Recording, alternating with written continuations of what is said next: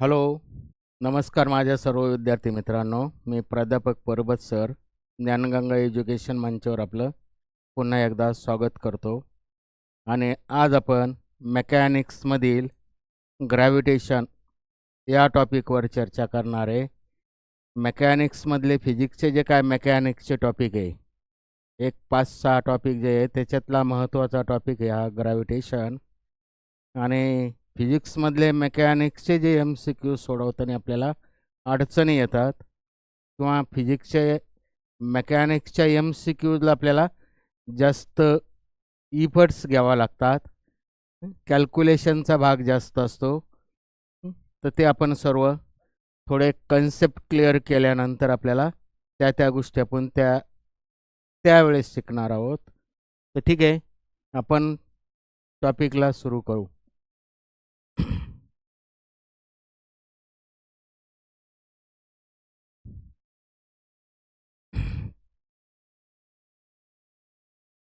तर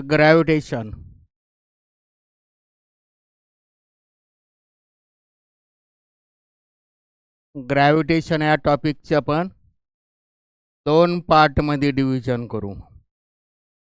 ग्रॅव्हिटेशन हा टॉपिक आपल्याला पूर्ण कन्सेप्ट सहित आणि जास्तीत जास्त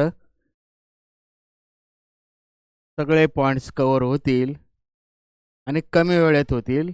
एक्झाम आपली जी काय एक्झाम आहे CET, त्याच्या व्ह्यूने जास्तीत जास्त आपण कन्सेप्टनी शिकण्याचा प्रयत्न करतोय.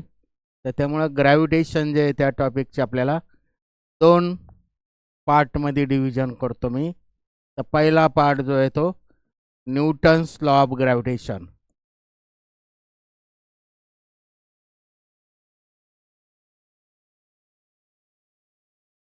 न्यूटन्स लॉ ऑफ ग्रॅव्हिटेशन याच्या संदर्भातले सगळे पॉईंट्स आपण कव्हर करणार आहे या व्हिडिओमध्ये.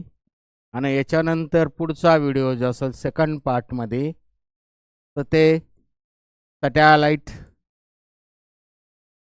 मोशनच्या संदर्भात पुढचा दुसरा पार्ट आपण सॅटॅलाइटच्या संदर्भातल्या सगळ्या गोष्टी, सॅटॅलाइट मोशन त्या संदर्भात आपण पुढच्या दुसऱ्या व्हिडिओमध्ये दुसऱ्या भागामध्ये त्याची चर्चा करणार आहोत. तर आज आपल्याला न्यूटन्स लॉ ऑफ ग्रॅव्हिटेशन हा पहिल्या पार्ट संदर्भात चर्चा करायची आहे.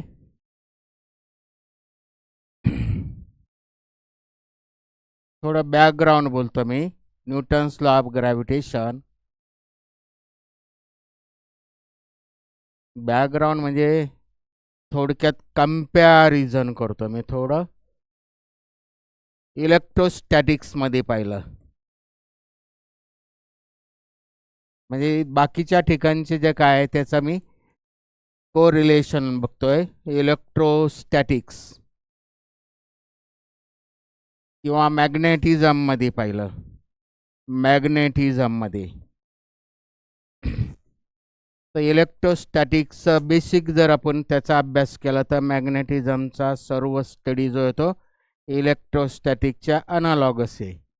इलेक्ट्रोस्टॅटिक्स पूर्ण अर्थाने लक्षात घेतलं तर मॅग्नेटिझम त्याच्या अनालॉगस बरेचसे इक्वेशन त्याच्या अनालॉगसच सर्व येतात. तर जसा इलेक्ट्रोस्टॅटिक्समध्ये 2 चार्जेस असतात, electric charges, point charges +Q आणि -Q.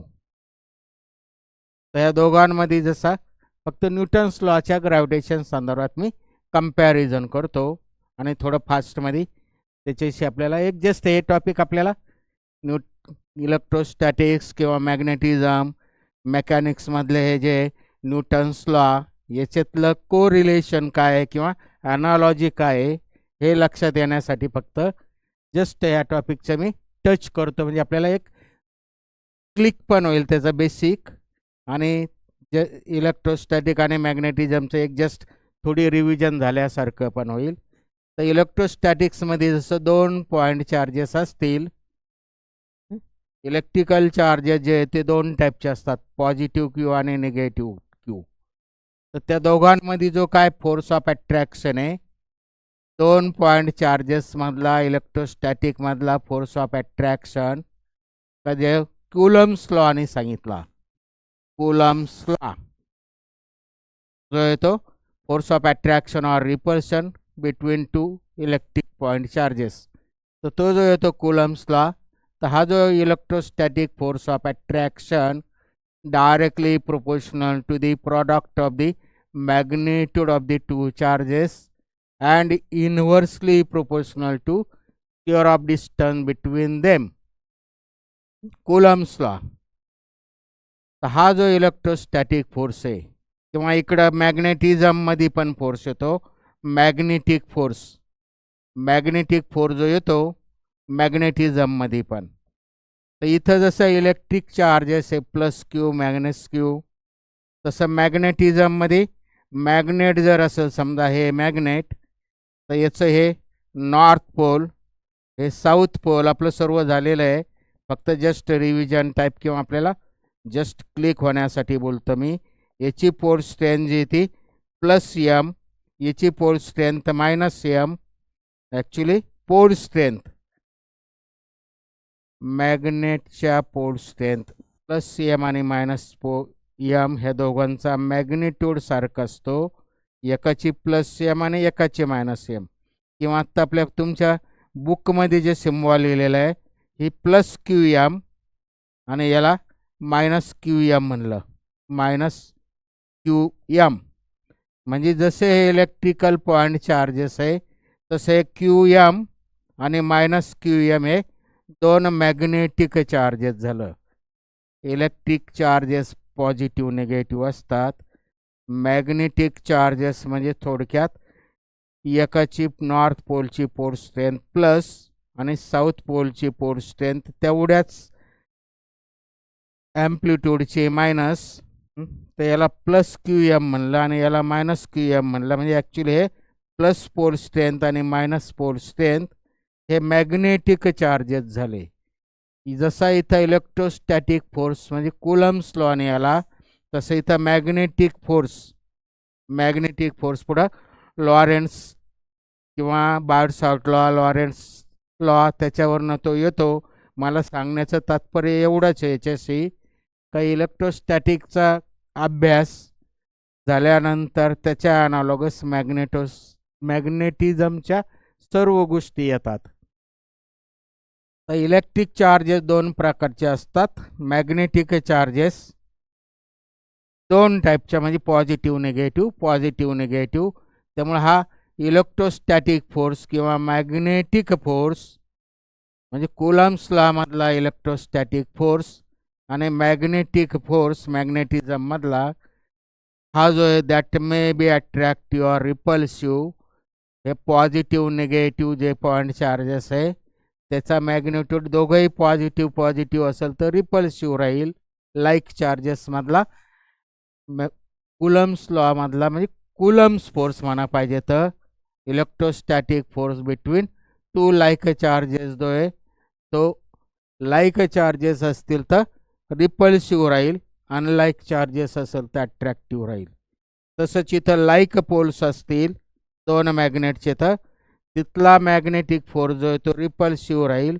अनलाईक पोल्स असतील तर अनलाईक पोल्स तिथला मॅग्नेटिक फोर्स जो आहे तो अट्रॅक्टिव्ह राहील. तर हे पॉझिटिव्ह आणि निगेटिव्ह दोन टाईप्स असल्यामुळं किंवा इथंही दोन टाईप्स असल्यामुळं तर इलेक्ट्रोस्टॅटिक फोर्स किंवा magnetic force that may be attractive or repulsive एवढं बाकीचं जास्त त्याच्या संदर्भात नाही बोलत. तसं न्यूटन्स लॉ ऑफ ग्रॅव्हिटेशन पूर्ण त्याच्या अनालॉगसच आहे मेकॅनिक्समधलं. इथं दोन बॉडीज घेतल्या, दोन वस्तू घेतल्या काहीतरी डिफरंट मासच्या. याचं मास समजा M1 म्हणलं, दुसरी घेतले मी मास M2. दोघांमधलं डिस्टन्स इथं जसं दोघांमधलं सेपरेशन R होतं तसं इथं ह्या दोघांच्या सेंटर टू सेंटर सेपरेशन जर R असेल तर दोघांमध्ये जो काय फोर्स ऑफ अट्रॅक्शन असतो अकॉर्डिंग टू कुलम्स लॉ, ह्या दोघांमध्ये जो काय फोर्स आहे that is directly proportional to product of the masses and inversely proportional to the square of distance between them. हा जसा आला इलेक्ट्रोस्टॅटिक्स म्हणजे कुलम्स फोर्स, तसा हा त्याच्या ॲनालॉगस हा न्यूटन्स फोर्स आला मेकॅनिक्स मधला. तर दोघांमध्ये फरक काय आहे? तर इथं जसे इलेक्ट्रोस्टॅटिक चार्जेस दोन टाईपचे आहे, पॉझिटिव्ह निगेटिव्ह. त्यामुळं Coulomb's force may be attractive or repulsive. तसं मासेस पॉझिटिव्ह निगेटिव्ह नसतात. कोणत्याही दोन बॉडीज घेतल्या तर मास प्लस एम आणि मायनस एम तसं नसतं. तर मासेस जे ते एकाच टाईपचे असतात आणि त्यामुळं मग इथं एकाच टाईपचे जर असतील तर रिपल्सिव्ह फोर्स होता. लाईक चार्जेस प्लस प्लस असतील तर रिपल्सिव्ह होता, किंवा मायनस मायनस असतील तर रिपल्सिव्ह होता, किंवा अनलाईक प्लस मायनस असतील तर अट्रॅक्टिव्ह होता. तर दोघांमध्ये मेन हाच फरक आहे. तर मासेस असे दोन टाईपचे नाहीत. मासेस दोन टाईपचे नाही, मासेस एकच टाईपचे असतात. त्यामुळे इथला जो फोर्स रिपल्सिव्ह नसतो, it is always attractive force. Newton's law of ग्रॅव्हिटेशनमध्ये हा जो काय ग्रॅव्हिटेशनल फोर्स जो आला that is always attractive and that is directly proportional to the product of the two masses and inversely proportional to the square of distance between them. हा Newton's law of gravitation झाला. तर इथला constant of proportionality, इथं जसा constant of proportionality काहीतरी येतो, किंवा इकडं मॅग्नेटिझममध्ये कॉन्स्टंट ऑफ प्रोपोर्शनॅलिटी फिजिक्समध्ये हजारो इक्वेशनमध्ये येतात. आपण तिथं त्यांना त्याच्या करस्पॉन्डिंग नावं दिलेले आहे. तर ह्या प्रोपोर्शनॅलिटीच्या ऐवजी इथला जो कॉन्स्टंट ऑफ प्रोपोर्शनॅलिटी येतो त्याला कॅपिटल जी म्हणलं, that is called universal gravitational constant.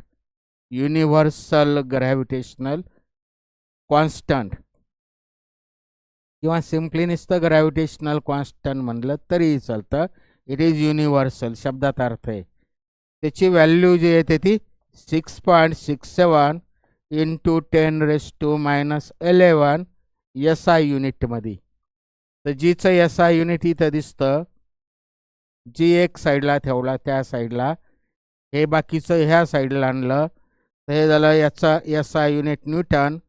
R² वरती आला म्हणजे त्याचं SI युनिट झालं मीटर स्क्वेअर, आणि हे M1 M2 खाली गेले म्हणजे ते झालं किलोग्रॅम स्क्वेअर. तर हे आलं युनिव्हर्सल ग्रॅव्हिटेशनल कॉन्स्टंटची व्हॅल्यू येते 6.67 इंटू 10⁻11 न्यूटन मीटर स्क्वेअर पर किलोग्रॅम स्क्वेअर. तर कोणत्याही दोन बॉडीज जर असतील, न्यूटन्स लॉ ऑफ ग्रॅव्हिटेशन, तर कोणत्याही दोन बॉडीमध्ये देर इज ऑलवेज अट्रॅक्टिव्ह फोर्स असतो, तो एवढा असतो. म्हणजे दोन बॉडीच्या मासेसला डायरेक्टली, मासेसच्या प्रॉडक्टला डायरेक्टली प्रोपोर्शनल आहे, आणि दोघांमधलं डिस्टन्स जे आहे त्याला universally proportional to the square of distance between them. हे थोडं लक्षात घ्यायचं. तर हा न्यूटन्स फोर्स किंवा ग्रॅव्हिटेशनल फोर्स, न्यूटन्स लॉमध्ये जो काय फोर्स आला त्याला न्यूटन्स फोर्स म्हणा किंवा ग्रॅव्हिटेशनल फोर्स म्हणतात. तर it is always attractive, it is never repulsive. Repulsive नसतो, कारण मासेस असे दोन टाईपचे नाही. याची तुलना केली याच्या कम्पॅरेटिव्हली त्याच्या ॲनालॉगस, हे मासेस एकाच टाईपचे असल्यामुळं, आणि इथं एकाच टाईपचे म्हणजे इथं जसं एकच टाईपचे लाईक असतील तर रिपल्शन होतं, तसं इथं नाही.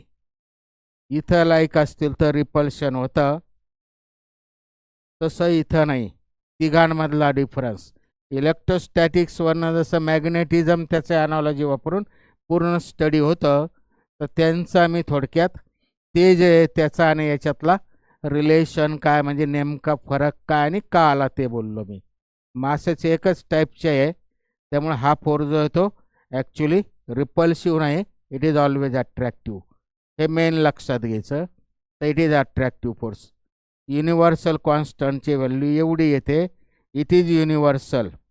युनिव्हर्सल कॉन्स्टंट येतो युनिवर्समध्ये कोणत्याही प्लॅनेटवर गेलं, कुठेही गेलं, इव्हन आपली सूर्यमाला सोडून 15,000 सूर्यमाला या युनिवर्समध्ये एक्झिस्ट. 15,000 सूर्यमाला.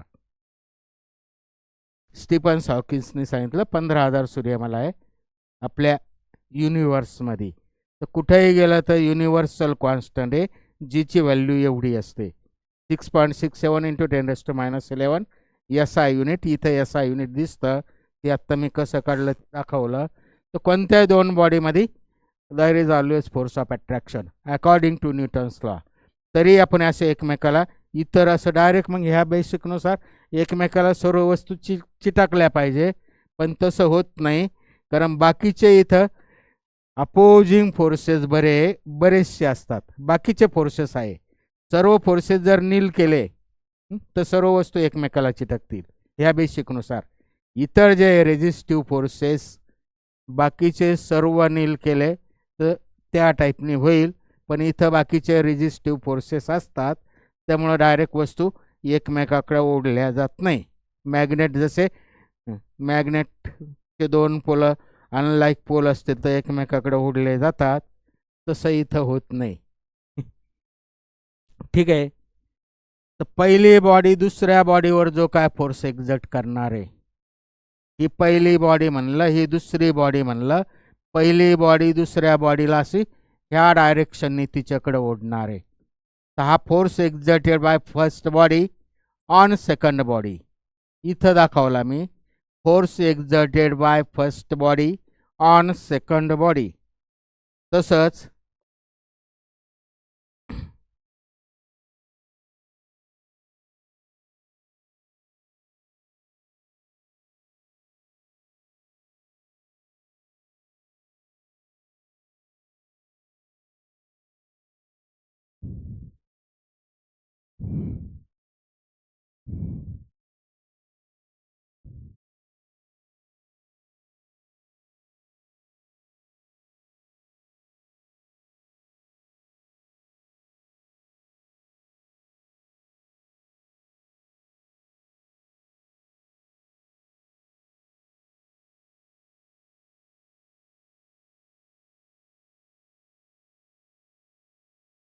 Force exerted by first body on second body, तो झाला तो मी इथं F12ने दाखवला, F12ने. तसंच सेकंड बॉडी त्याला ह्या फर्स्ट बॉडीला तेवढ्याच मॅग्निट्यूडच्या फोर्सने, तेवढ्याच मॅग्निट्यूडच्या, ह्या शब्दांना अर्थ आहे force exerted by second body on first, तेवढ्याच मॅग्निट्यूडच्या फोर्सने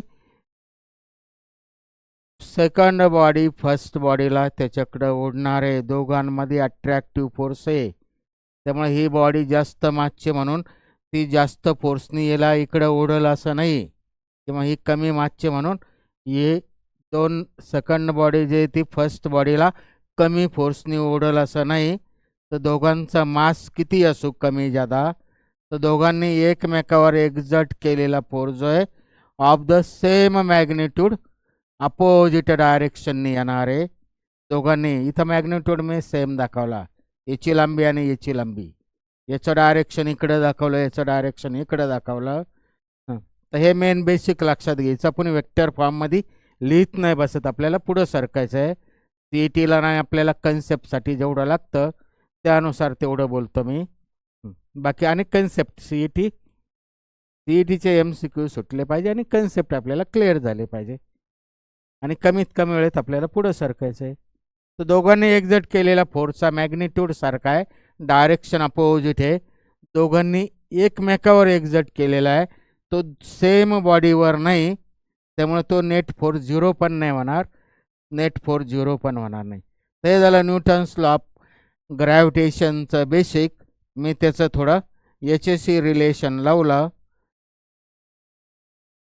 इलेक्ट्रोस्टॅटिक्स किंवा मॅग्नेटिझममधला म्हणजे कुलम्स फोर्स किंवा इकडं लॉरेंट्स फोर्स जे काय येणार आहे मॅग्नेटिझमचे, त्याच्याशी ॲनॉलॉजी लावली. त्याच्यातला आणि याच्यातला डिफरन्स बोललो मी, त्याच्या ॲनॉलॉगसच हे झालं. तर दोन बॉडीजमध्ये there is always force of attraction, हे न्यूटन्स लॉचं बेसिक झालं. तो जो काय फोर्स आहे, दोघांनी एकमेकावर सारख्याच मॅग्निट्यूडचा फोर्स एक्झर्ट करतात. मग ती छोट्या मासची असू नाही तर मोठ्या मासची असू. आता पुढचं बघायचं आहे. मी अर्थ घेतली, अर्थ घेतली.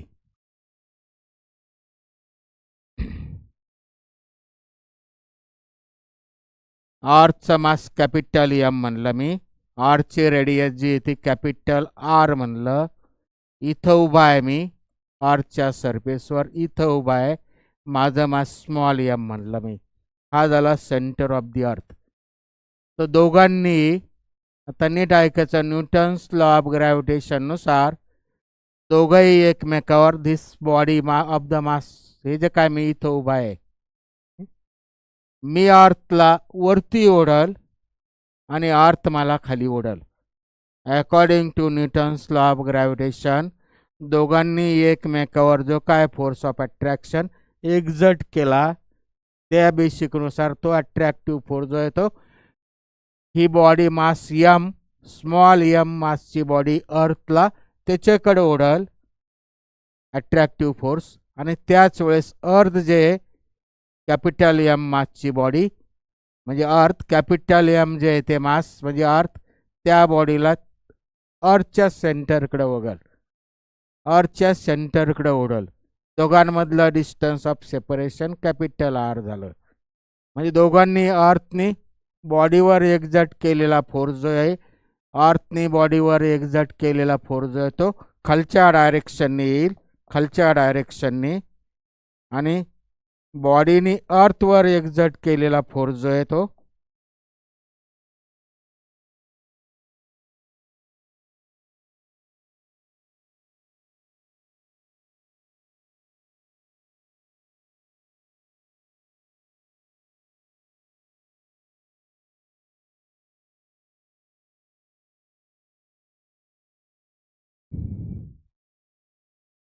अर्थनी बॉडीवर एक्झर्ट केलेला फोर्स जेवढ्या मॅग्निट्यूडचा आला, अर्थनी बॉडीवर इकडं ओढणार आहे आणि त्याच वेळेस ही बॉडी अर्थला इकडं ओढणार आहे, तेवढ्याच मॅग्निट्यूडचा फोर्स.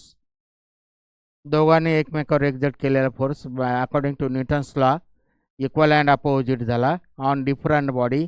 मग त्यामुळे तिचा मास, अर्थचा मास एवढा असो कितीही असू आणि ही कितीही छोटी बॉडी असू, दोघंही एकमेकावर सारखा फोर्स एक्झर्ट करणार आहे. तर त्याच्यापैकी आता मी काय लिहितो, अर्थनी ह्या बॉडीवर एक्झर्ट केलेला जो काय फोर्स आहे तो लिहितो मी. अर्थनी बॉडीवर एक्झर्ट केलेला फोर्स म्हणजे अर्थ जी काय त्याला खाली ओढून राहिली हा फोर्स, अर्थनी बॉडीवर एक्झर्ट केलेला फोर्स न्यूटन्स लॉ ऑफ ग्रॅव्हिटेशननुसार G into mass of the first body into mass of second body divided by square of distance between them.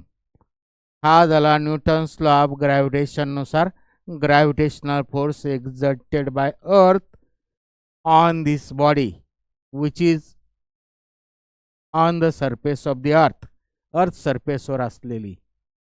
तर आपल्याला बेसिकनुसार माहिती आहे वेट ऑफ द बॉडी, बॉडीचं वेट जे आहे ते एम जी असतं, weight of the body is m g. त्यामुळं हे जे काय वेट आहे actually weight of the body is get balance by the gravitational force, gravitational force exerted by earth, exerted by earth on body. मुद्दाम शब्द लिहितो मी, बाय अर्थ ऑन बॉडी. हा gravitational force exerted by earth on body हा झाला. आणि weight of the body जे येतं ते किती येतं, एम जी येतं. त्यामुळे मी इथं व्हॅल्यू टाकली तर हा एम एम कॅन्सल झाला, स्मॉल एम एम कॅन्सल झाला आणि शिल्लक राहिलं एवढा small g is equal to capital G capital M upon r square. तर ॲक्च्युली हे झालं relation of between small g and capital G on the surface of the earth, relation between small g and capital G on the surface of the earth. इथं दिसतं capital G constant झाला, m constant झाला, capital R square constant झाला. जी universal constant आहे M आणि R J आहे ते जो काय बॉडी आहे इथं अर्थ हा प्लॅनेट घेतला मी अर्थसाठी एम आणि आर पण कॉन्स्टंट झाले. प्लॅनेट बदलला तर एम आणि आर बदलणार आहे. तर इथे हे दोन्ही सर्व कॉन्स्टंट झाले. स्मॉल जीची व्हॅल्यू ॲक्च्युली कॅपिटल एम जे आहे ते मास ऑफ द अर्थ आहे. कॅपिटल जी म्हणजे मागशी पाहिलं पण युनिव्हर्सल ग्रॅव्हिटेशनल कॉन्स्टंट आहे आणि कॅपिटल आर जे आहे ते रेडियस ऑफ द अर्थ आहे. जीची व्हॅल्यू आपण पाहिले 6.67 इंटू 10⁻11. कशात येते ती जीची व्हॅल्यू ग्रॅव्हिटेशनल फोर्समधला जी म्हणजेच काय आलं ती newton metre square upon kilogram square या 6 युनिट मागाशी लिहिलं होतं. तो फॉर्म्युला बेसिक फॉर्म्युला जे आहे त्याच्यावरनं मी युनिट काढलं. मास ऑफ द अर्थ जे येतं ते 6 इंटू 24 किलोग्रॅम येतं अर्थचं मास 6 इंटू 10⁻24 आणि रेडियस ऑफ द अर्थ जी आहे ती 6400 किलोमीटरमध्ये म्हणजेच या 6 युनिटमध्ये लिहिले मी तर ती 6400 म्हणजे हा डेसिमल पॉईंट इथं आला 10⁻³ झालं आणि किलोचे 10⁻³ म्हणजे एवढं झालं मीटरमध्ये.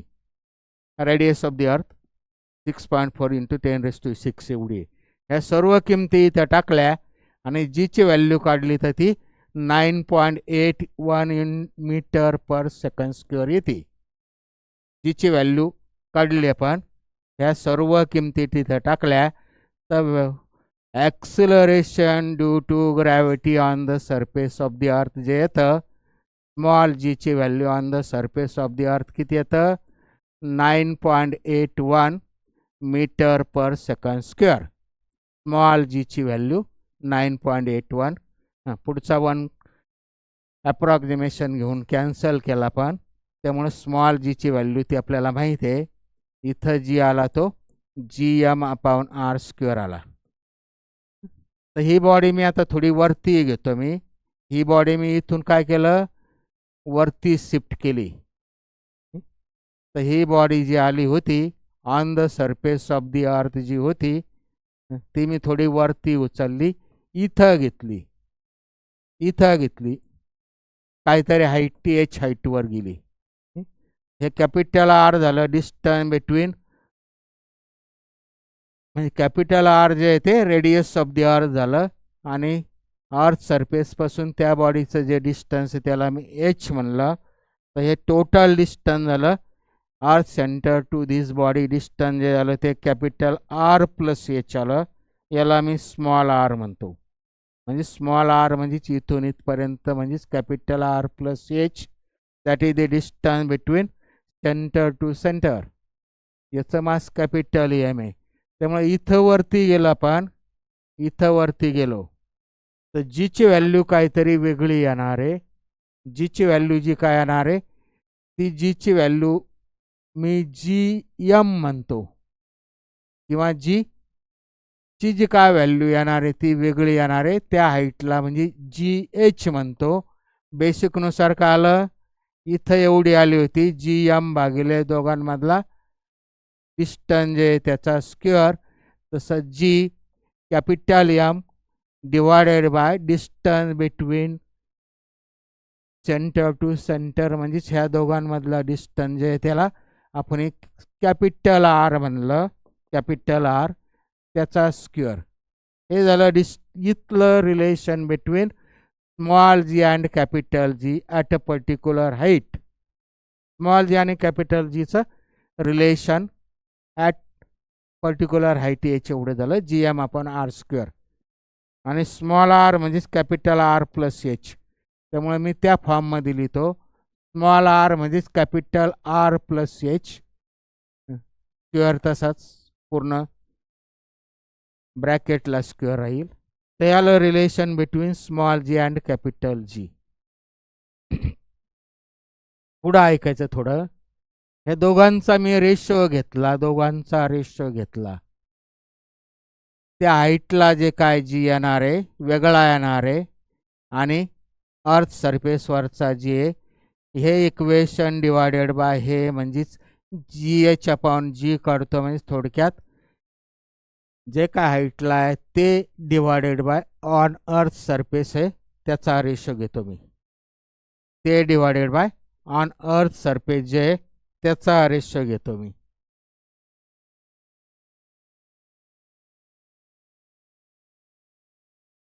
तर हे जी एच अपॉन जी काय होणार आहे इथं दिसतं.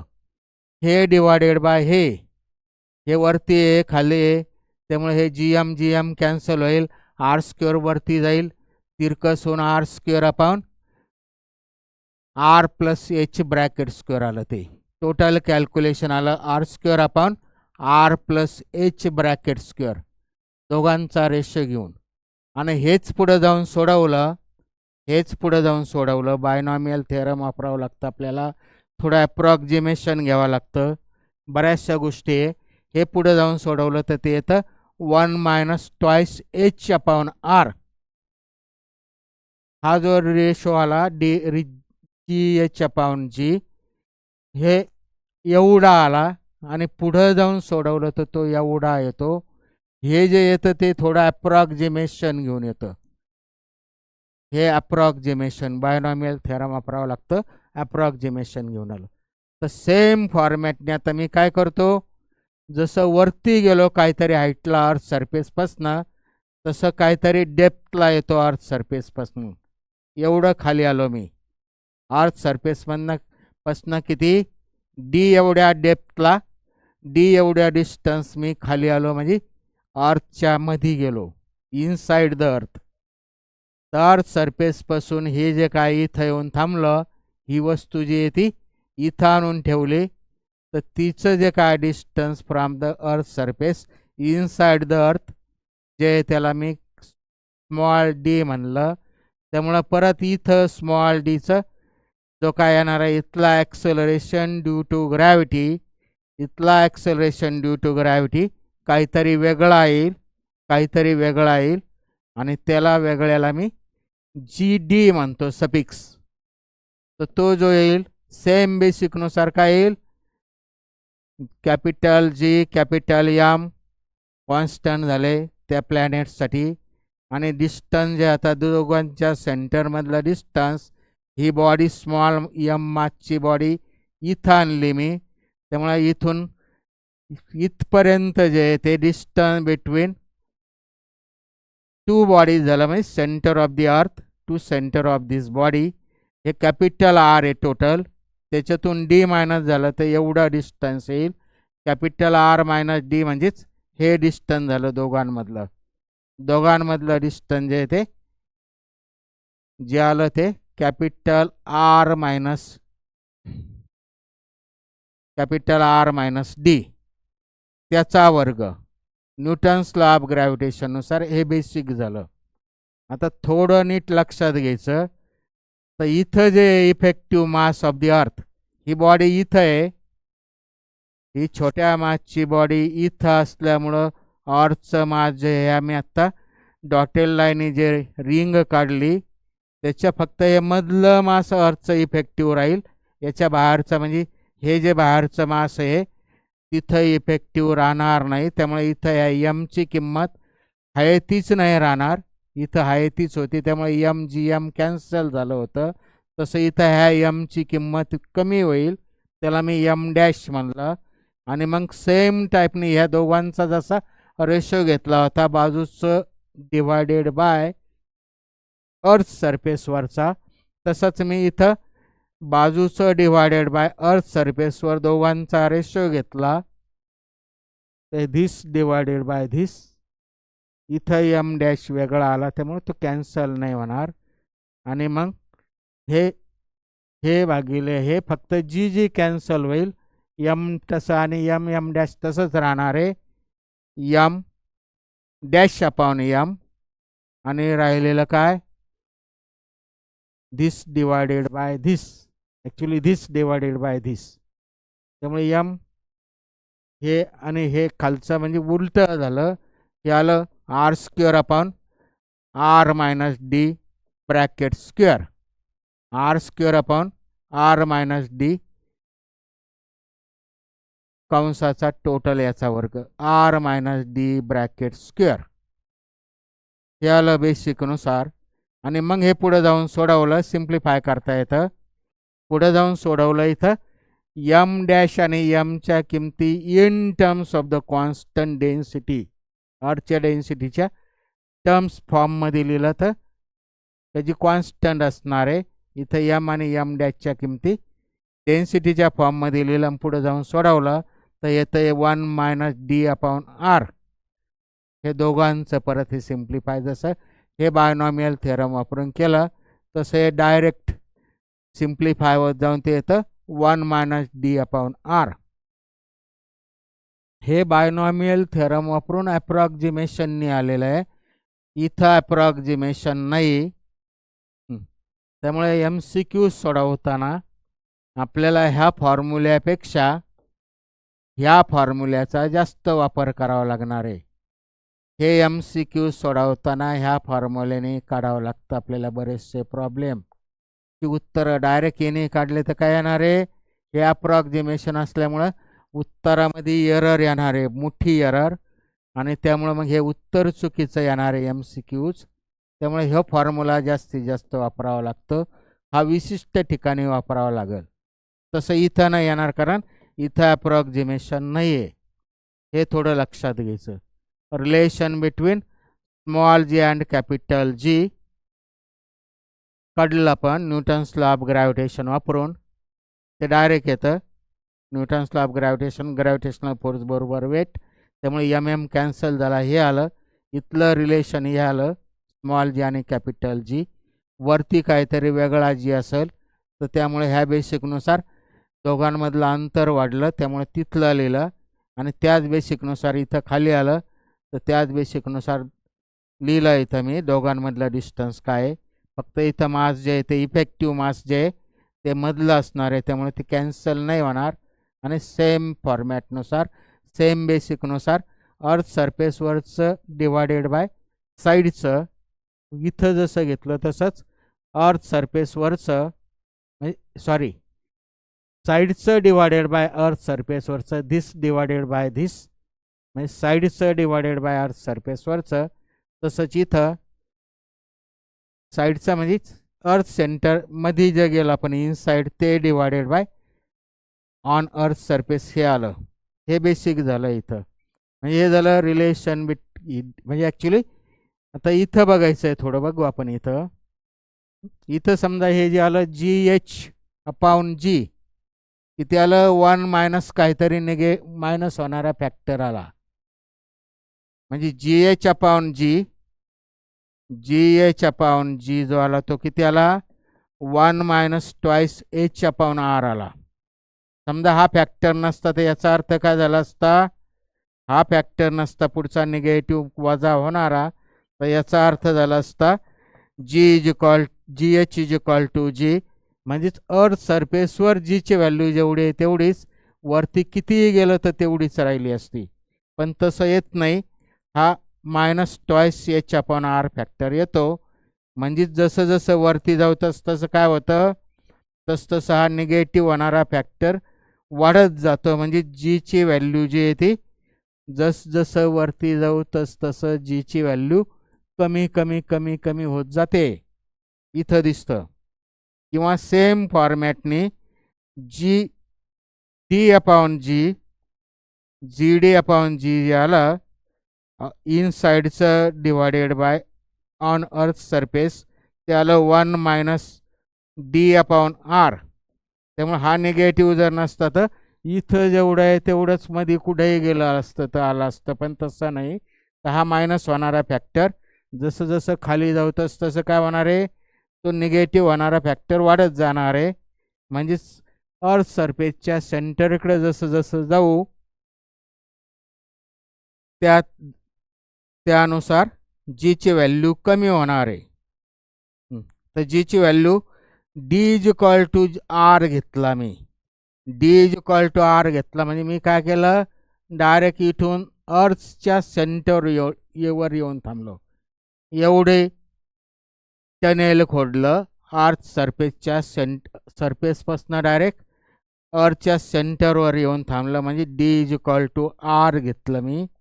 तर डीची व्हॅल्यू R जर घेतली तर डीची किंमत मी इथं आर टाकली, आर आर कॅन्सल झालं, आर आर कॅन्सल झालं, ते आलं 1 minus r divided by r म्हणजेच 1 आलं, म्हणजेच ते 0 आलं. याचाच अर्थ g d upon g is equal to 0. G तिकडं गेला, 0 इंटू जी म्हणजेच total acceleration due to gravity at the centre of the earth 0 झालं. Acceleration due to gravity at the centre of the earth 0 झालं. नीट ऐकायचं. हे जे काय calculation आलं ॲप्रॉक्झिमेशन नाही घेऊन आलेलं, त्यामुळे ह्या फॉर्म्युल्यात किंमत टाकून जे काय येणार आहे ते परफेक्ट उत्तर येणार आहे. त्यामुळे ते त्या फॉर्म्युल्यामध्ये मी डीची किंमत एवढी घेतली, कुठं आर इतकी घेतली, तर त्यानुसार अर्थच्या सेंटरवर ॲक्सेलरेशन ड्यू टू ग्रॅव्हिटी 0 झालं. एकमेव पॉईंट असा आहे where acceleration due to gravity 0 असतं, that is the centre of the earth. बाकी कुठंच नसतं, कुठंच नसतं. अर्थच्या सेंटरवर फक्त ॲक्सेलरेशन ड्यू टू ग्रॅव्हिटी 0 आला, आणि त्यामुळे weight of the body on the surface of the earth किती होईल? 0 होईल. म्हणजेच आपण जर अर्थच्या सेंटरवर गेलं तर आपण वेटलेसनेस कंडिशन, वेटलेस होईल आपण, म्हणजे आपल्याला वेटच जाणवणार नाही. वेट ऑफ द बॉडी 0 होईल on the earth surface, sorry earth centre. अर्थच्या सेंटरवर जीची व्हॅल्यू 0 येते. सिंगल पॉईंट आहे का तिथं 0 येते. बाकीचं कितीही कुठेही जा, आज जा नाही तर वरती कितीही पार इन्फिनिटीपर्यंत जा, जीची व्हॅल्यू 0 नाही होत. का 0 नाही होत? आता नीट ऐकायचं. हे ॲप्रॉक्झिमेशन घेऊन फॉर्म्युला काढलेला आहे. इथं जरी आपल्याला कदाचित वाटत असेल एचची व्हॅल्यू जर आपण r/2 ठेवली, एचची व्हॅल्यू r/2 ठेवली, तर हे एकमेकाला कॅन्सल होऊन 1 - 1 0 होतील, पण ती ठेवता येत नाही इथं, कारण हे ॲप्रॉक्झिमेशन घेऊन आलेलं आहे. म्हणजे थोडक्यात अर्थच्या सेंटर सरफेसपासनं किती वरती गेलं, किती, तर जी इज इनव्हर्सली प्रोपोर्शनल इथं दिसतं. G is inversely proportional to काय आलं? आपण हे म्हणजेच g is inversely proportional to square of the distance between them, म्हणजे सेंटर ऑफ द अर्थ आणि ती बॉडी. जसं वरती जाऊ म्हणजे आर वाढत राहील तसं तसं जीची व्हॅल्यू कमी कमी होत जाते. इथंच दिसतं आपल्याला. इथं रिलेशन पण काढलं पण, तर जीची व्हॅल्यू जसं वरती जाऊ तसं कमी कमी कमी कमी होत जाते. आणि वरती कुठं 0 होणार आहे? वरती कुठंच 0 होणार नाही. वरती किती इन्फिनिटीपर्यंत गेलं तरी जीची व्हॅल्यू 0 होत नाही. बेसिकनुसार ती टेन्स टू 0 येते. आपण हजारो लाखो किलोमीटर वरती गेलं तरी ती कमी कमी कमी कमी कमी कमी होत जाऊन टेन्स टू 0 होऊ शकते. ॲप्रॉक्झिमेटली नियरली 0 होऊ शकते, पण that does not becomes exactly 0. 0 फक्त इथंच येणार आहे जीची व्हॅल्यू. हा एक पॉईंट आपण लक्षात ठेवायचा आहे. तर जीची व्हॅल्यू वरती कुठंच 0 होत नाही.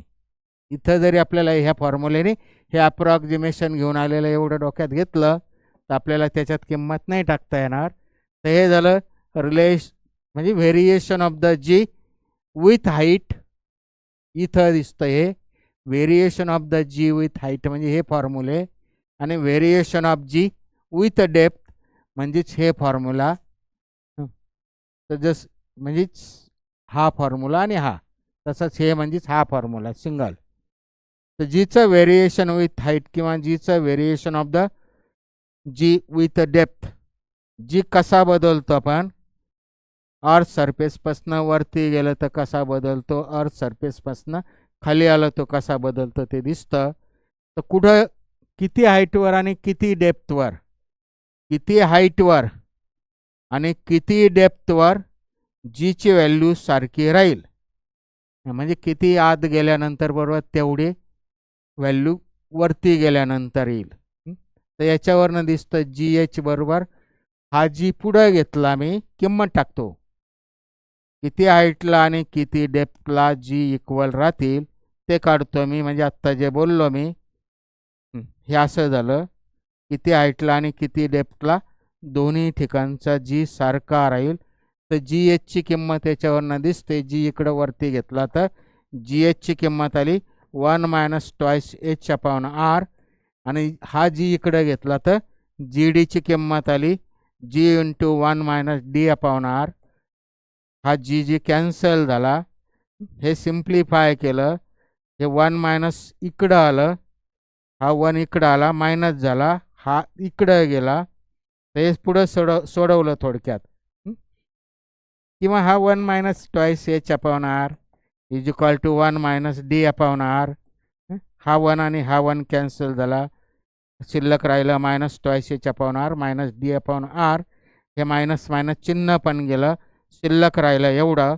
आर आर पण गेलं. हां म्हणजेच कोणत्या डेप्थला इथं काय आलं d is equal to twice h. D is equal to twice h आलं. D is equal to twice h. म्हणजे थोडक्यात आपण इकडं जेवढं अंतर गेलो त्याच्या डबल इकडं गेलं. त्याच्या डबल इकडं. इकडं समजा आपण 1000 किलोमीटर अर्थच्या आत गेलो. सरफेसपासून 1000 किलोमीटर आत गेलो तर वरती किती जावं लागेल. वरती किती जावं लागेल म्हणजे एच इज इक्वल टू थोडक्यात डी अपॉन 2 आला. D is equal to twice h म्हणजे h is equal to d upon 2. म्हणजे जर खाली आपण 1000 किलोमीटर गेलं तर एचची व्हॅल्यू किती आली 500 किलोमीटर आली. 500 किलोमीटर 1000 भागिले 2 म्हणजे 500 किलोमीटर.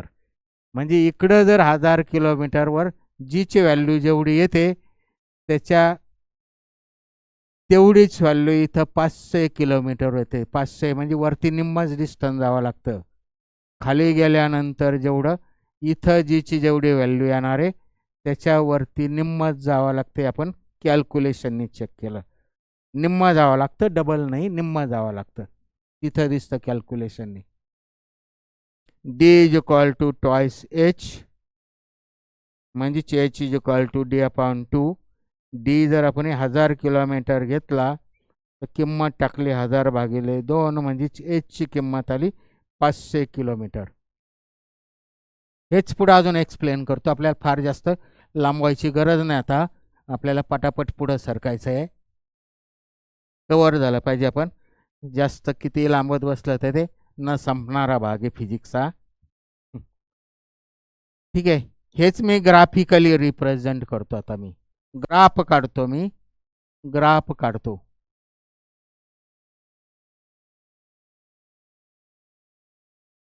ग्राफिकली रिप्रेझेंट करतो. इथं अर्थचा सेंटर घेतला मी. इथं आणि इथं सायमल्टेनियसली दोन्हीकडे बघायचं. हे आलं distance between them capital R x ॲक्सिसवर. आणि इकडं घेतो मी काय ॲक्सिलरेशन. ॲक्सेलरेशन जे काय जीची व्हॅल्यू येते. तर सरफेसपासून सेंटरपासून मी इथनं खाली गेलं तर जीची व्हॅल्यू कमी कमी कमी कमी होत जाऊन इथं 0 होते. सेंटरवर 0 होते. तर सेंटर जो आहे तो अर्थचा सेंटरवर मी कोऑर्डिनेट सिस्टीमचे ओरिजिन घेतलं. इकडं जीची व्हॅल्यू कमी कमी कमी कमी होत जाऊन इथं 0 होते. म्हणजेच उलटं करतो मी आता. सेंटरकडून अर्थ सरफेसकडे चाललं तर काय होईल जीची व्हॅल्यू वाढत वाढत वाढत जाते. आणि कुठं मॅक्सिमम होते हे जे डिस्टन्स आला आर ते कॅपिटल आर इतकं जेवढं होईल म्हणजे इथून इथपर्यंत जेव्हा कॅपिटल आर होईल तर त्या अंतरावर म्हणजेच अर्थच्या सरफेसवर जीची व्हॅल्यू मॅक्सिमम येते. म्हणजेच इथला जी जो आला तो ह्या पॉईंटचा तो आला 9.8 मीटर पर सेकंद अर्थ सरफेसवरचा. तर इथं दोघांमध्ये डायरेक्ट रिलेशनशिप आली. डायरेक्ट रिलेशनशिप म्हणजे g is directly proportional to r. G is directly proportional to r आलं. इथनं इथपर्यंत जाईपर्यंत g is directly proportional to r आलं. आणि त्याच्यानंतर इथनं वरती चाललं पण तर तो एक्सपोनेन्शियली डिक्रीजिंग ग्राफ येईल. Exponentially decreasing. थोडा ग्राफ सायंटिफिकली मी नीट काढतो. तर एक्सपोनेन्शियली डिक्रीजिंग ग्राफ म्हणजेच हा ग्राफ आत्ता मगाशी पाहिला पण इथं पुढं parallel to the x axis असेल. तो जर असा खाली गेला तर एक्स ॲक्सिसला कुठंतरी टच होईल, म्हणजेच कुठंतरी टच होईल, म्हणजेच काहीतरी हाईटवर ॲक्सलरेशन ड्यू टू ग्रॅव्हिटी 0 होईल. पण ते 0 होत नाही, टेन्स टू 0 होतं. त्यामुळं हा इथं हा जो काय ग्राफ आहे parallel to the x axis आला पाहिजे. खाली टोक नको आहे त्याचं. खाली जर गेलं तर कुठंतरी 0 होईल आणि ते होत नाही. आपण सायंटिफिकली आत्ता पाहिलं. तर हे जो येतो एक्सपोनेन्शियली डिक्रीजिंग कर्व आला, एक्सपोनेन्शियली डिक्रीजिंग कर्व आला हा. हे झालं आउटसाईडचा कर्व, फार लिहित नाही बसत मी कळण्या इतकं. अर्थ सरफेसच्या आउटसाईडचं आलं आणि हे झालं अर्थ सरफेसच्या इनसाईडचं. ग्राफ फक्त इथून इथपर्यंत स्ट्रेट लाईन आला, म्हणजेच जी डायरेक्टली प्रोपोर्शनल टू आर आला आणि इथनं पुढं म्हणजे अर्थ सरफेसच्या पासून वरती जो येतो एक्सपोनेन्शियली डिक्रीजिंग आला, म्हणजे जिथला जी येतो inversely proportional to r square आला. हे आलं दोघा म्हणजे ग्राफिकल रिप्रेझेंटेशन झालं. हे इथं जे दिसतं ग्राफ ते म्हणजे मी इथं मगाशी ह्या चित्रावरनं ह्या डायग्रॅमवरनं जी काय सर्व माहिती लिहिली होती ती सर्व इथं दिसते. ते आला variation of the g with depth, किंवा पुढचा त्याच्यातला दुसरा point variation of g with height. जीचे व्हेरिएशनच्या 2 पॉईंट्स पाहिले आपण, विथ डेप्थ आणि विथ हाईट. पहिला विथ हाईट म्हणजेच अल्टिट्यूड आणि विथ डेप्थ असे 2 पॉईंट पाहिले. जीचं व्हेरिएशन शॉर्टमध्ये बोलतो मी. आता पुढचं अजून बघायचं जीचं व्हेरिएशन कशामुळे होतं, जी कशामुळे बदलतो. आपल्याला बाकीच्या थोड्याफार गोष्टी सर्क्युलर मोशनच्या संदर्भातल्या बऱ्याचशा गोष्टी आपल्याला इथं लागणार आहे. तर अर्थला जे आहे, ठीक आहे मी काढतोच, व्हेरिएशन ऑफ द जी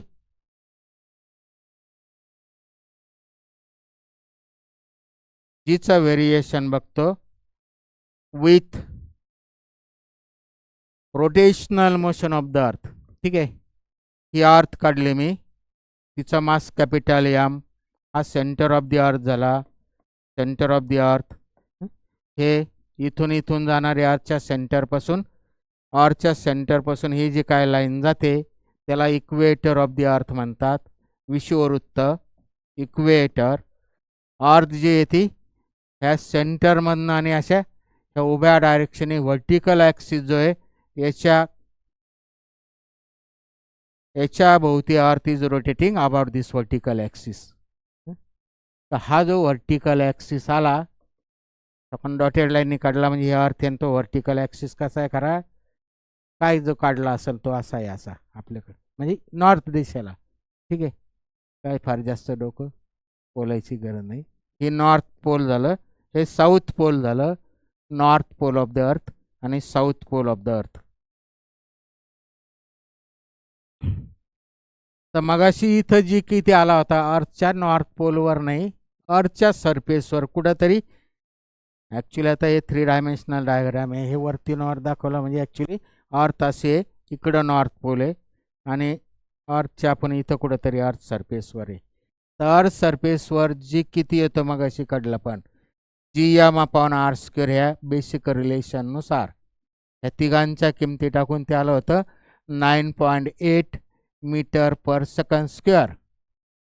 तर या स्मॉल जीची value on the earth surface आपण जी काय घेतो 8वी 9वी पासून 9.8 ती इथं जर दिसत असेल तर ह्याच्या अनुसार काढली, म्हणजे इथं अर्थच्या स्पिनिंग मोशनचा काही संबंध नाही, अर्थच्या रोटेशनचा काही संबंध नाही. म्हणजे थोडक्यात अर्थ आपण रोटेट होत नाही असं गृहीत धरून ही व्हॅल्यू काढलेली आहे. हे एक लक्षात घ्यायचा पॉईंट. तर जीची व्हॅल्यू येते ती 9.8, अर्थ रोटेट होत नाही असं गृहीत धरून काढली. पण आपल्याला माहिती आहे अर्थला स्पिनिंग मोशन आहे, म्हणजे अर्थला रोटेशनल मोशन आहे. अर्थला रोटेशनल मोशन हे झालं अर्थची रेडियस झाली. अर्थला रोटेशनल मोशन आहे. इथं कुठंतरी मी असं इथं बसलेलं आहे, मग same basic any body of the mass small m इथं ठेवलं तर ह्या बॉडीवर जे काय ग्रॅव्हिटेशनल फोर्स एक्झर्ट होणार आहे तो म्हणजे त्या बॉडीचं वेट येणार आहे. तर त्या बॉडीचं वेट जे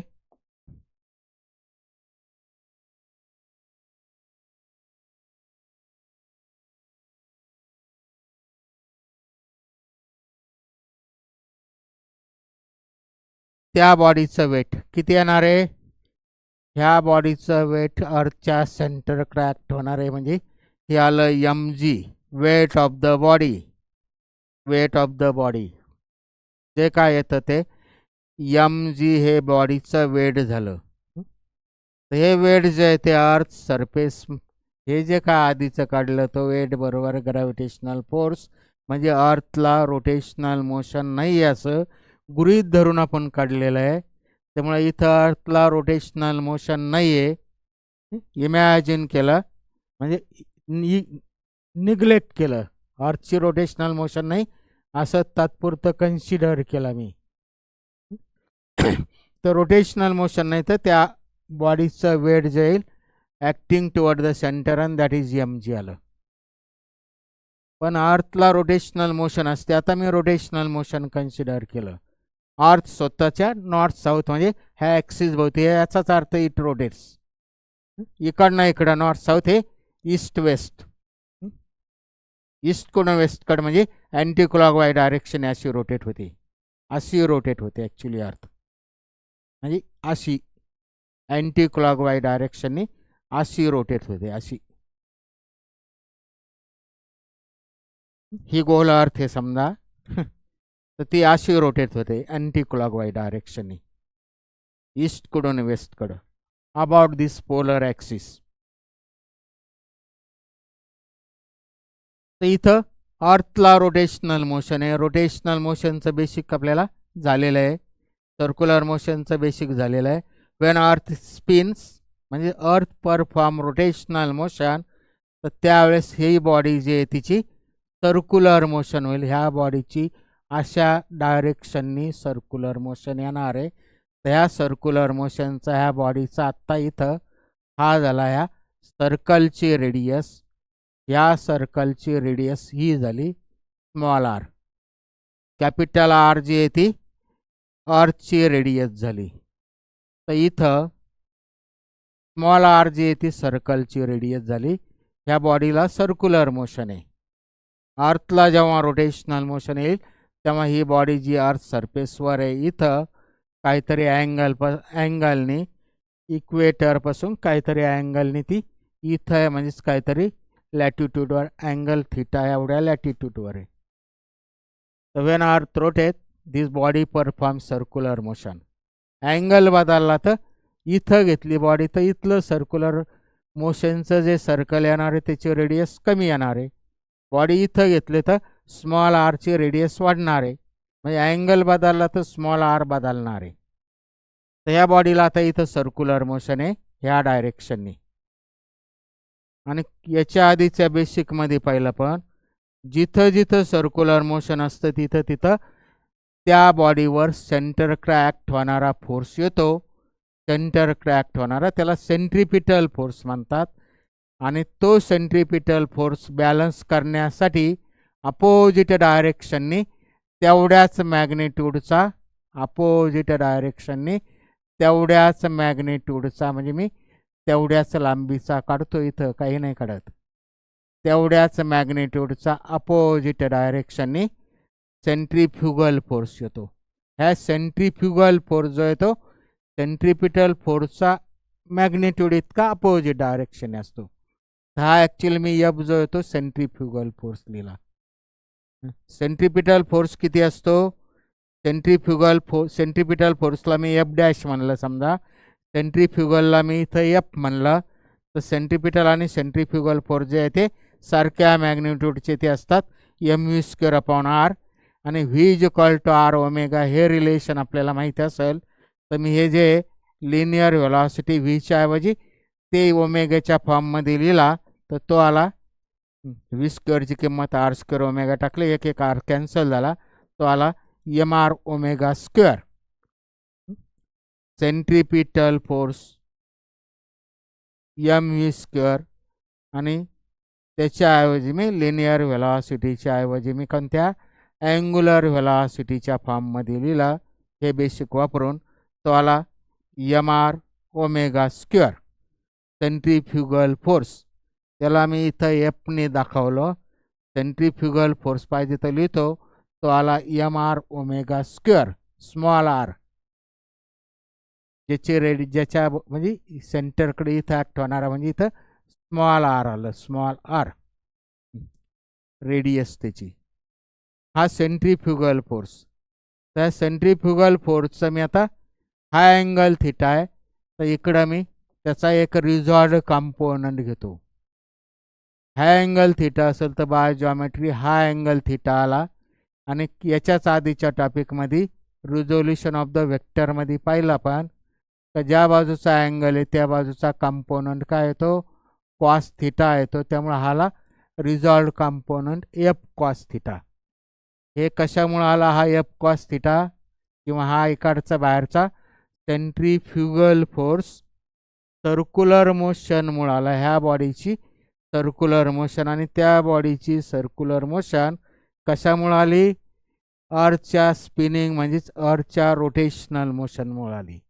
म्हणजे अर्थ रोटेट होत असेल तर आपल्याला हा एफ कॉस थिटा एवढा अपोजिट कंपोनंट येणार आहे. कोणाच्या अपोजिट इथं दिसतं वेट जे ह्या डायरेक्शननी वेट ऑफ द बॉडी हे ह्या डायरेक्शननी जे एम जी त्याच्या अपोजिट डायरेक्शने हा एफ कॉस थिटा आला. त्याच्या अपोजिट डायरेक्शननी एफ कॉस थिटा कंपोनंट आला. समजा ह्या बॉडीचं वेट जर 1000 न्यूटन असेल तर हे 1000 मायनस हा एफ कॉस थिटा छोट्या मॅग्निट्यूडचा आहे तो समजा 100 म्हणलं तर 1000 मायनस 100 म्हणजेच net weight of the body काय झालं हे 1000 म्हणजे विदाऊट अगोदरचं m g minus f cos theta हे झालं net weight of the body. म्हणजे in the presence of the rotational motion of the earth. आणि हे नेट वेट जे आहे ते हे मायनस कंपोनंट झाला. या 1000तून 100 गेला म्हणजेच मायनस झाला. 1000 न्यूटन मायनस 100 न्यूटन म्हणजेच 900 न्यूटन हा नेट वेट झालं. Net weight of the body काय हे जे आलं 1000 मायनस 100 म्हणजे 900. ते जे आलं ते रोटेशनल मोशन ऑफ द अर्थमुळं याला ह्या बॉडीला जे आहे ती सर्क्युलर मोशन आली त्यामुळं हा कंपोनंट आला. That which opposes the net weight. त्यामुळे हे नेट वेट जे आलं हे एम जी डॅश जे आलं ते याच्यामुळं आलं. एम जी डॅश म्हणजेच रोटेशनल मोशनमुळं आलेलं जे काय वेट कमी झालं त्याला मी एम जी डॅश म्हणलं. तर ठीक आहे एम जी एफची किंमत आपण मग अशी लिहिली ती इथं लिहिलेली. ह्या एफची किंमत टाकली m r omega square into cos theta. M m बाहेर निघाला. हा एम एम बाहेर निघाला कॅन्सल झाला. फास्टमध्ये कॅल्क्युलेशन करतो मी. हे आलं g dash is equal to g minus r omega square cos theta. आणि आता इथं आर जो आहे ते मग अशी बोललो मी जसं जसं अँगल बदलल तसं तसा हा स्मॉल आर बदलणार आहे. त्यामुळं स्मॉल आर जो आहे तो मी कॅपिटल आर म्हणजेच रेडियस ऑफ द अर्थच्या फॉर्ममध्ये म्हणजे न बदलणाऱ्या क्वांटिटीमध्ये लिहितो. हा अँगल थिटा आहे बाय जॉमेट्री हा अँगल थिटा येईल. आणि त्यामुळं हा राईट अँगल ट्रायंगल झाला हा एवढा. तर राईट अँगल ट्रायंगलमध्ये मला स्मॉल आरची किंमत काढायची. ही कॅपिटल आर आहे म्हणजेच ही कॅपिटल आर आहे. ही आर माहिती आणि थिटा माहिती आहे. तर कॉस रेशो घ्यावा लागेल आपल्याला इथं. तर कॉस थिटा घेतला पण तर काय झालं कॉस थिटा बरोबर this side divided by this side म्हणजे small r divided by capital R. Small r divided by capital R. याच्यावरनं स्मॉल आरची किंमत आली कॅपिटल आर कॉस थिटा. ती किंमत इथं टाकली मी. स्मॉल आरची व्हॅल्यू आली कॅपिटल आर कॉस थिटा. त्यामुळं हा कॉस स्क्वेअर झाला. याला रिलेशन बिटवीन म्हणजे रिलेशन म्हणजे थोडक्यात acceleration due to gravity in the presence of the spinning म्हणजेच rotational motion of the earth. G dash जो आहे तो आरच्या रोटेशनल मोशनमधलं ॲक्सेलरेशन आलं. तर ते जी dash is equal to g आलं असतं, हे पुढचा पार्ट आला नसता. तर मग आरची रोटेशनल मोशन असू नाही तर नसू, त्याचा काही इफेक्ट झाला नाही असं म्हणता आलं असतं. पण इथं हा पुढचा निगेटिव्ह होणारा पार्ट आला. निगेटिव्ह होणारा म्हणजेच कमी होणारा, म्हणजेच रोटेशनल मोशनमुळं काय झालं, जीची व्हॅल्यू काय झाली, तर ज्याला आपण जी डॅश म्हणलं ती जी न राहता अजून एवढ्या फॅक्टरनी कमी झाले. म्हणजे रोटेशनल मोशनमुळं जीची व्हॅल्यू डिक्रीज होते. रोटेशनल मोशनमुळं जीची व्हॅल्यू डिक्रीज होते. आता अँगल जर बदलला तर बघायचं, आता लॅटिट्यूड अँगल जो आहे तो 0 डिग्री घेतला मी, म्हणजेच बॉडी जर इथं इक्वेटरवर असेल तर कॉस 0 किती झालं, कॉस 0 डिग्री इज 1, आणि त्यामुळं ते किती आलं, ते जे आलं ते मायनस आर कॉस 0 डिग्री 1, म्हणजेच कॉस 0 किंमत टाकली ते 1 आलं. त्यामुळे कॉस स्क्वेअर 1 झालं, तेवढीची व्हॅल्यू 1 झाली. त्यामुळे हे आलं इक्वेटरवर जीची व्हॅल्यू आली जी डॅश, म्हणजे जी काय कमी झालेली ती एवढी आली, पहिली केस झाली. आणि जर अँगल 90 डिग्री टाकला मी, तर 90 डिग्री म्हणजेच इथून मी इकडं गेलं इक्वेटरवर गेलं तर काय झालं, अँगल 90 डिग्री झाला. कॉस 90 जो येतो तो 0 येतो. कॉस 90 0 म्हणजेच ही पुढची टर्म 0 झाली, म्हणजेच g dash is equal to g आलं ऑन इक्वेटर. म्हणजेच equator on g dash is equal to g कुठं आलं, ॲट द पोल आलं. आणि g dash is equal to g, आणि जीची व्हॅल्यू किती असते, 9.1 metre, 9.8 metre per second square. आता नीट थोडं लक्षात घ्यायचं, म्हणजे इक्वेटरवर जीची व्हॅल्यू कमी येते, हा फॅक्टर होणारा कमी आला म्हणून हे इक्वेटरवर झालं. हे कुठे झालं, पोलवर झालं. म्हणजे पोलवर म्हणजे इक्वेटरकडून पोलकडे चालला, पण म्हणजे हा अँगल ऑफ लॅटिट्यूड वाढत वाढत चालला, तर जीची व्हॅल्यू काय होत चालली, वाढत वाढत चालली. इक्वेटरवर हा निगेटिव्ह होणारा फॅक्टर आला, म्हणजेच इक्वेटरवर जीची व्हॅल्यू कमी येते. म्हणजेच हा अँगल जसा जसा वाढत जाईल तसं पोलकडं चाललं, पण पोलकडं जसं चाललं तसं जीची व्हॅल्यू किती आली, वाढत वाढत चालली. आणि पोलवर जीची व्हॅल्यू जी आली ती जी इतकी आली, म्हणजे जी डॅश जो आला, म्हणजे मोशनमध्ये असताना अर्थ रोटेशनल मोशनमध्ये जी डॅश जो आला तो मोशनमध्ये नसताना जेवढा येत होता तेवढाच आला. हां, म्हणजेच नीट ऐकायचं आता. तर मोशनमुळं जे का आलं, इक्वेटरवर जीची व्हॅल्यू कमी येते, अँगल वाढत चालला, म्हणजे इक्वेटरकडून पोलकडं चाललं, पण तर जीची व्हॅल्यू वाढत वाढत जाऊन ह्या पॉईंटला आणि ह्या पॉईंटला अर्थवर असे दोनच पॉईंट आहे का जिथं जीची व्हॅल्यू मॅक्सिमम येते, आणि that is 9.81 metre per second square. हे थेरी बोलतो आपण, थेरीचे MCQज पण सोडवते. ॲक्च्युली CETचे थेरीचे MCQज आपण इथं कितीतरी सोडवले.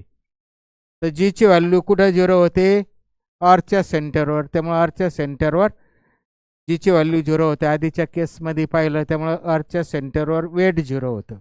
आता इथं काय पाहिलं आपण, जीची व्हॅल्यू सगळ्यात मॅक्सिमम अशा दोनच पॉईंटला असते, तो म्हणजे एक इथं आणि एक इथं, म्हणजे नॉर्थ पोल आणि साऊथ पोलवर जीची व्हॅल्यू सर्वात मॅक्सिमम असते, आणि that is 9.81 metre per second square, का जे आपण काढलेले विदाऊट कन्सिडरिंग, म्हणजे विदाऊट कन्सिडरिंग रोटेशनल मोशन विचारात न घेता दोनच पॉईंट असे आले. आणि बाकीच्या ठिकाणी मग आपल्याला जी किती येतं माहिती आहे. मग बाकीच्या ठिकाणी जीची व्हॅल्यू इथं 0 येते, इथं मॅक्सिमम येते 9.81 SI युनिटमध्ये, इथं मॅक्सिमम येते 9.81, म्हणजे असे दोन पॉईंटला मॅक्सिमम येते. इथं 0 येते, इथनं इकडं मध्ये कुठेही गेलं जीची व्हॅल्यू कमी कमी होत जाऊन सेंटरवर 0 होणार आहे. बाजूला कुठेही गेलं, इकडं जा कुठेही जा, जीची व्हॅल्यू कमी कमी कमी होत जाणार आहे, 0 कुठंच होत नाही. आपण मगाशी ग्राफिकली पाहिलं, सगळ्याच पद्धतीने पाहिलं. आता शेवटचा एकच 2 मिनिटाचा पॉईंट बघायचा आपल्याला, 2च मिनिटाचा पॉईंट. शेवटचा 2 मिनिटाचा पॉईंट बघणार आहे. हे झालं व्हेरिएशन ऑफ द जी. तिसरा पॉईंट झाला ड्यू टू रोटेशनल मोशन, म्हणजेच असं म्हणा किंवा हे लॅटिट्यूड अँगल बदलल्यामुळं आणि रोटेशनल मोशन, असा दोन्ही पॉईंटने. आता चौथा पॉईंट बघायचा आहे. रोटेशनल मोशनमुळं काय व्हेरिएशन येतं, जी कसा बदलतो, चौथा बघायचा. आता अर्थ जे आपण स्पियर काढतो ॲक्च्युली ते स्पियर नसता. अर्थला जो आहे, अर्थ is not a perfect sphere. अर्थ हे परफेक्ट स्पेअर नाही. अर्थला थोडा इलेप्टिकल शेप आहे, अंडाकृती शेप आहे अर्थचा. Earth is not a perfect sphere. Earth is a slightly elliptical. थोडा अंडाकृती आपल्याला कळण्यासाठी मी इथं चित्रामध्ये जास्त दाखवतो. थोडा किंचित आहे असा अंडाकृती, म्हणजेच इथं नॉर्थ पोल आणि इथं साऊथ पोल. नॉर्थ आणि साऊथ पोलपाशी ती अशी चपटी झाली आणि इक्वेटरवरती म्हणजे अशी बाजूला बलगर झाली इक्वेटरवर. त्यामुळे ही इक्वेटरची रेडियस जी आहे ती जास्त असेल, पोलर रेडियस जी आहे ती कमी असेल. इक्वेटरची radius is greater than polar radius असेल. हे बेसिक आहे अर्थला. Earth is not perfectly sphere, it is slightly elliptical. आणि इलेप्टिकल म्हणजेच ती नॉर्थ आणि साऊथ पोलमध्ये अशी दाबली गेली, चपटी झाली आणि पोल इक्वेटरवर ना अशी पसरट झाली, बलगड झाली. त्यामुळे इथं रेडियस ऑफ द अर्थ जी आहे ती इक्वेटरवर जास्त राहील. जसं जसं पोलकडे जाईल तसं तसं रेडियस ऑफ द अर्थ कमी कमी होत जाईल. पोलची रेडियस सगळ्यात कमी आहे, इक्वेटरची रेडियस जास्त आहे. स्मॉल जी आणि कॅपिटल जी मधलं रिलेशन लिहिलेलं आपण. आता इथं रेडियस वेगवेगळे असल्यामुळं small g is inversely proportional to r square इथं दिसतं. जी कॉन्स्टंट झाला, एम कॉन्स्टंट झाला त्या प्लॅनेटसाठी. Small g is inversely proportional to r square, म्हणजे ज्याची रेडियस जास्त आहे त्याच्या करस्पॉन्डिंग जी कमी राहणार आणि ज्याची रेडियस कमी आहे त्याच्या करस्पॉन्डिंग जी जास्त राहणार. म्हणजे इक्वेटरवर जीची व्हॅल्यू काय राहणार आहे, इनव्हर्सली प्रोपोर्शनल असल्यामुळं इक्वेटरच्या जवळ जीची व्हॅल्यू जास्त राहणार आहे. काय रेडियस जास्त आहे त्यामुळे जीची व्हॅल्यू इनव्हर्सली प्रोपोर्शनल म्हणजे कमी राहणार आहे. इथं दाखवलं आपण लिहिलं आहे, जीची व्हॅल्यू इक्वेटरवर कमी राहणार आहे. आणि इक्वेटरपासून जसं जसं पोलकडे जाऊ, इकडं किंवा इकडं इव्हन, म्हणजे अर्थच्या इक्वेटरपासून जसं बाजूला जाऊ आपण पोलच्या बाजूला, तसं तसं काय होणार आहे, रेडियस कमी होणार आहे. पोलर रेडियसकडं तसतसे रेडियस कमी होणार आहे. म्हणजे जीची व्हॅल्यू काय होत जाणार आहे, वाढत जाणार आहे. म्हणजे परत इथं पण दिसतं का जीची व्हॅल्यू इक्वेटरच्या जवळ कमी आहे, पोलकडं जसं जसं जाऊ तसा जी वाढत जाणार आहे. आणि तो किती येतो, हायेस्ट व्हॅल्यू येते 9.8 मीटर पर सेकंद ह्या पोलवर, 9.8 मीटर पर सेकंद स्क्वेअर. किंवा ह्या पोलवर जीची व्हॅल्यू जे येते maximum 9.81 metre per second square. Maximum value सेंटरवर 0 येते. इथं परत आपण ह्या प्रूव्ह केलं का जीची व्हॅल्यू परत ह्या 2 पॉईंटला जास्त येते. हे आलं व्हेरिएशन ऑफ द. चौथा पॉईंट झाला variation of the g due to the shape and size of the अर्थच्या शेप अँड साईजमुळं. आता थोडं नीट ऐकायचं आहे. मी इथं डायग्रॅममध्ये आपल्याला कळण्यासाठी एवढं काढलं होतं. अर्थची पोलर रेडियस आणि इक्वेटोरियल रेडियस ते फार फरक नाही, ऑलमोस्ट सेम आहे. म्हणजेच थोडक्यात अर्थ जरी आपण बोललो it is not perfect spare, तर थोडा slightly very very very slightly अर्थ इज अ इलेप्टिकल. त्यामुळे सर्व कॅल्क्युलेशनमध्ये किंवा सर्व ठिकाणी बाकीचं फिजिक्समध्ये अर्थ can be consider as a perfect spare म्हणूनच कन्सिडर केली जाते. कारण ते elliptical very very slightly elliptical आहे. त्यामुळे सर्व ठिकाणी आपण परफेक्ट स्पेअर म्हणूनच घेणार आहे. त्यामुळे पुढच्या भागात सॅटेलाइट मोशनमध्ये पुढचा जो आपला सेकंड सेक्शन याचा होणार आहे, दुसरा पार्ट, तर त्याच्यामध्ये आपण अर्थ सर्व ठिकाणी परफेक्ट स्पेअर घेणार आहे. तर ठीक आहे, आज आपण हा टॉपिक इथं थांबवतो. त्याचं सेकंड पार्ट जो आहे तो आपण उद्याच्या लेक्चरमध्ये कवर करू. हा फर्स्ट पार्ट. आणि याच्यामध्ये बरेचसे MCQs पाहिले आपण थेरॉटिकल. MCQ जरी थेरॉटिकल असेल तर ते बरेचसे इथं आपल्याला न्यूमरिकल बनवता येतात. तो वेळ नसतो आपल्याला, त्यामुळं आपण ते फार हे लक्ष म्हणजे बनवायला वेळ नसतो. म्हणजे आपल्या डोक्यात असं बसलेलं आहे फक्त MCQचे प्रॉब्लेम सोडवणं किंवा न्यूमरिकल सोडवणं म्हणजे ते MCQज असं नाही. इथं थेरॉटिकल MCQज आपण पाहिले किंवा थेरीच्या बेसिकनुसार असे न्यूमरिकल MCQज कसे बनवता येतील, हे जर थेरी कन्सेप्ट कळत असेल तर आपल्याला तेही बनवता येतात. त्यामुळे आपण जरी थेरी शिकतो, आपला समज झालेला असतो का हे परीक्षेला हे फार नाही, पण हे कन्सेप्ट कळतात आपल्याला आणि याच्यावरूनच आपल्याला न्यूमरिकल MCQज तयार करता येतात. थेरॉटिकल तर येतात त्याची उत्तरं, पण न्यूमरिकल पण करता येतात. त्यामुळे थेरी महत्त्वाची आहे तेवढी. तर ठीक आहे, पुढच्या पार्टमध्ये सॅटेलाईट मोशन ते उद्या आपण बघणार आहे. तर एवढ्याला आत्ता जे काय झालं इथंच थांबतो. थँक्यू.